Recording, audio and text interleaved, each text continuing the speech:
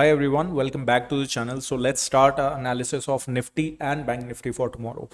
तो कल की एनालिसिस वीडियो में हमारी बात हुई थी कि निफ्टी में अगर गैप अप ओपन भी करता है तो हमें एक पुल बैक और कंटिन्यूएशन का एक ट्रेड देखने को मिल सकता है फर्स्ट हाफ में कि 20,150 की तरफ निफ्टी निकल के जा सकता है। बहुत क्लियरली मैंने फिब एक्सटेंशन टूल से 20,150 के एरियाज या 20,150 का जो टारगेट बन सकता था उसके बारे में बात भी करी थी।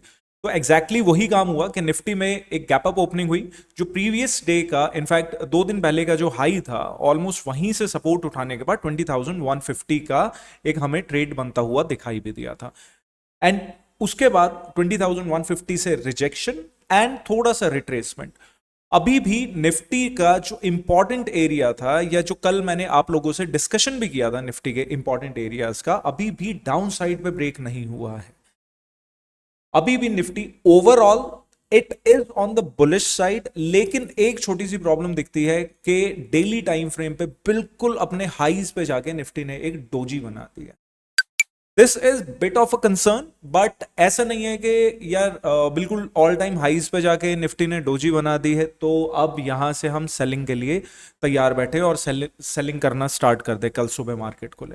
ऐसा बिल्कुल नहीं है अभी भी, बिकॉज निफ्टी में अनलेस एंड अनटिल आपका लोअर लेवल्स पे 19,920 19,900 जब तक ब्रेक नहीं हो रहा है तब तक थोड़ा सा करेक्शन मैं ज्यादा नहीं देख रहा हूं। बिकॉज 19,900 के पास निकल के भी निफ्टी अगर अपर एरिया से थोड़ा सा सेलिंग भी आती है, 19,900 920 के एरियाज पे भी निकल के अगर आता है तो यहां पर निफ्टी थोड़ा सा 1 से 2 दिन रेंज बनाने के बाद फिर दोबारा एक बार ट्राई कर सकता है अपर साइड निकलने के लिए।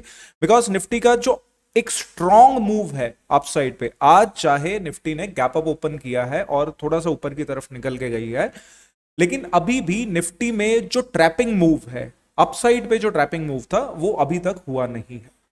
तो एक ट्रैपिंग मूव अभी भी बाकी है, एक स्ट्रॉन्ग डिस्ट्रीब्यूशन जोन अभी भी बनना बाकी है। तो एक स्ट्रॉन्ग डिस्ट्रीब्यूशन जोन जब बनेगा तब हम सेलिंग का इतनी ऊपर के लेवल्स पे ट्राई करेंगे। अदरवाइज अभी के लिए तो प्लान सिंपल है कि भैया जब तक 19,920 900 ब्रेक नहीं कर देती मार्केट तब तक सेलिंग की तरफ ज्यादा देखना नहीं चाहिए। अगर सेलिंग की तरफ देख भी रहे हैं तब भी थोड़ा सा स्कैल्पिंग के तौर पे उसको लेकर चले रादर देन के एक बहुत लंबे लंबे कोई ट्रेड के लिए। बाकी अभी ये बात कर लेते हैं कि भाई कल मार्केट कहां पे ओपन करती है तो हमें किस हिसाब से काम करना चाहिए। देखिए, गैप अप ओपन किया 20,120 वगैरह के ऊपर की तरफ ओपन किया, फिर दोबारा से प्राइस ऊपर की तरफ निकलने की कोशिश करेगा 150 और 20,200। 20,150 और 20,200 ये दो हमारे पास रेजिस्टेंस एरियाज अभी के लिए निकल के आ रहे हैं। लेकिन उसके लिए 20,120 के आसपास ओपनिंग होनी चाहिए और वहां पे इनिशियल 5 से 10 मिनट रुकना चाहिए प्राइस। ऐसा नहीं कि ओपन किया एंड ड्रॉप मार गया। एक सिंपल प्लान कि 20,120 के आसपास ओपनिंग सस्टेन करता है इस एरिया को, अपसाइड पे दोबारा से निकल के जा सकता है। लेकिन अगर गैप डाउन ओपन कर गया, अगर suppose gap down open, because आज ये जो एरियाज है इन एरियाज पे एक बहुत स्ट्रॉन्ग डिमांड जोन बना हुआ है और ये जो स्विंग है ये एसएल हंटिंग का स्विंग है। बिकॉज अभी अगर फ्लैट ओपन करती है ना मार्केट और धीरे धीरे करके नीचे की तरफ निकल के आ गई तो यहां से ब्रेक डाउन पे आपको एक ट्रेड बनता हुआ दिख सकता है फॉर टारगेट्स ऑफ 20,000। ज्यादा लंबा चौड़ा स्पेस नहीं है, 20,050 का एरिया है, तो 20,050 से 20,000 का एक आपको ट्रेड बनता हुआ दिख सकता है।